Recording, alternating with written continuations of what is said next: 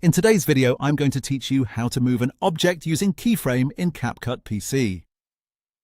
If you want to make a cutout object, logo, sticker, or photo glide smoothly across your video screen, this is one of the easiest ways to do it.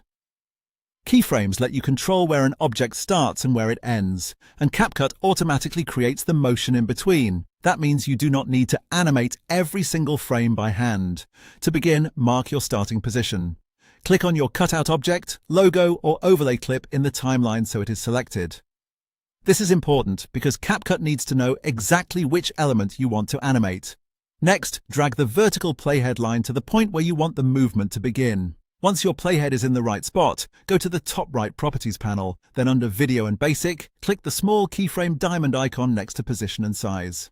As soon as you do that, a small blue diamond marker will appear on your timeline. That blue diamond confirms that CapCut has saved the starting position of your object. Now it is time to set the destination. Move your playhead forward on the timeline to where you want the movement to end. The distance between these 2 points will affect the speed of the motion, so keep that in mind as you place it. With the playhead in the ending position, click directly on your object in the preview window and drag it to the new spot on your screen. As soon as you reposition it, CapCut automatically creates a second keyframe diamond on the timeline. This connects the first and second positions and generates a smooth motion path between them.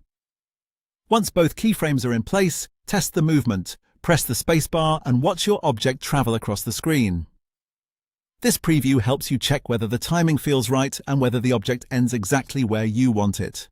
If the movement feels too slow or too fast, you can easily adjust it.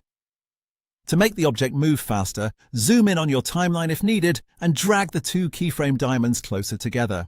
To make the movement slower and smoother, drag the keyframes farther apart.